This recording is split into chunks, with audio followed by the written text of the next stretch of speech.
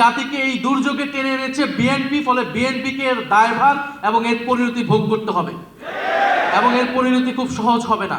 তারা তাদের নিজেদের দলীয় ইশতেহার দেওয়া, সেই ইশতেহারের বরখেলাপ করেছেন, জুলাই সনদের বরখেলাপ করেছেন এবং গণভোটের গণরায়কে তারা বৃদ্ধাঙ্গুলি দেখিয়েছে। আমরা বলেছিলাম জাতীয় নির্বাচন আমরা চাই, তবে এই গণ অভ্যুত্থান কেবল নির্বাচনের মাধ্যমে ক্ষমতার পরিবর্তনের হাত পরিবর্তনের জন্য এই গণ অভ্যুত্থান হয়নি। ফলে রাষ্ট্র সংস্কারের দাবি ছিল এই গণ অভ্যুত্থানের অন্যতম দাবি, যেখানে ফ্যাসিবাদী ব্যবস্থার বিলোপ হবে, একটা নতুন বন্দোবস্ত হবে, যেখানে স্বৈরাচার আর বারবার ফিরে আসবে না। এই জন্যই সংস্কার এবং রাষ্ট্র মেরামতের দাবি, যেটা দিয়ে ফ্যাসিবাদকে বিলোপ করা সম্ভব হবে বলে আমরা একমত হয়েছিলাম। ফলে আমরা চেয়েছিলাম ফ্যাসিবাদের বিলোপ, আমরা চেয়েছিলাম নতুন সংবিধান, বিএনপি চেয়েছিল নির্বাচন। ফলে একটা সমঝোতায় আসা হলো ঐক্যমত কমিশনের মাধ্যমে। সেই সমঝোতা হলো সংস্কার। আমরা নতুন সংবিধান গণপরিষদের দাবি থেকে আমরা সংস্কার পরিষদের জায়গায় ঐক্যমত হলাম। বিএনপি ও নির্বাচনের জায়গা থেকে কিছুটা সরে এসে অনেকগুলো সংস্কারে ঐক্যমত হলো বাধ্য হয়েও। সেই জায়গা থেকেই গণভোট হলো। কিন্তু গণভোট পরবর্তী সময় আপনারা সবকিছুই দেখছেন যে কিভাবে গণভোটের গণরায়কে অস্বীকার করা হয়েছে।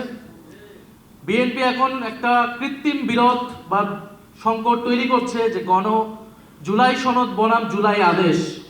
তারা বলছে জুলাই সনদ তারা অক্ষরে অক্ষরে পালন করবে, কিন্তু জুলাই আদেশটা অবৈধ, যে জুলাই আদেশের ভিত্তিতে গণভোট তৈরি হয়েছিল।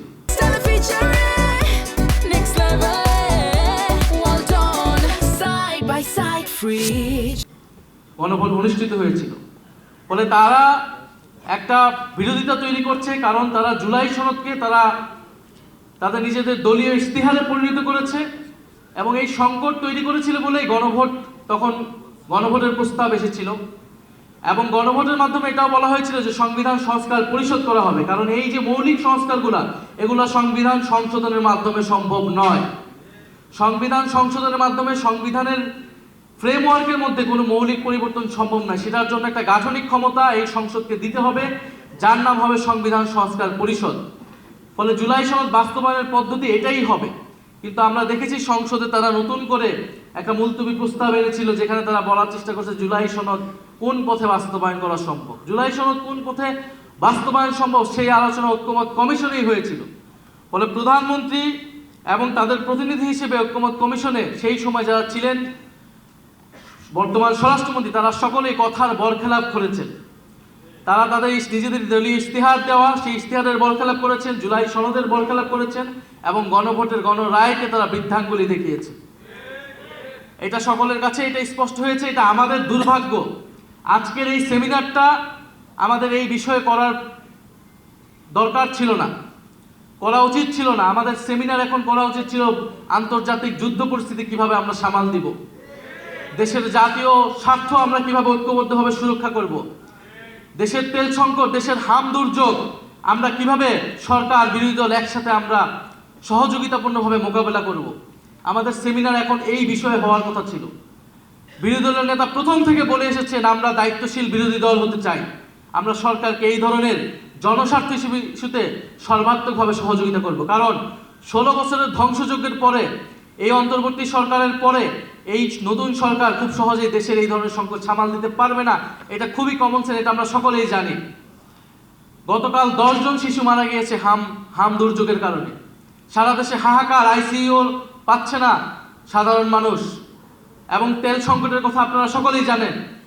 কিন্তু আমাদের দুর্ভাগ্য, গত 16 বছর যে রাষ্ট্র সংস্কারের কথা আমরা বলেছি, লড়াই আমরা করেছি, অন্তর্বর্তী সরকারের গত 1.5 বছরে যেই জিনিসটা আমরা আলাপ করেছি, এখন আমাদেরকে ঠিক সেই বিষয় নিয়ে কথা বলতে হচ্ছে, সেই বিষয় নিয়ে আলাপ করতে হচ্ছে, সেই বিষয় নিয়ে আবারও আন্দোলনের প্রস্তুতি নিতে হচ্ছে।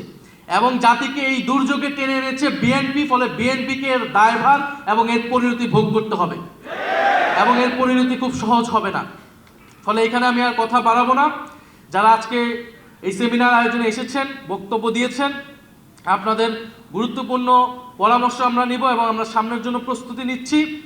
এবং সরকারকে এখনো বলবো যে সময় আছে, দ্রুত সংবিধান সংস্কার পরিষদ গঠনের মাধ্যমে এই সংকট সুরাহা করে জাতীয় ঐক্যকে টিকিয়ে রাখুন, না হলে এর পরিণতি আপনাদেরকে ভোগ করতে হবে। ধন্যবাদ। আসসালামু আলাইকুম।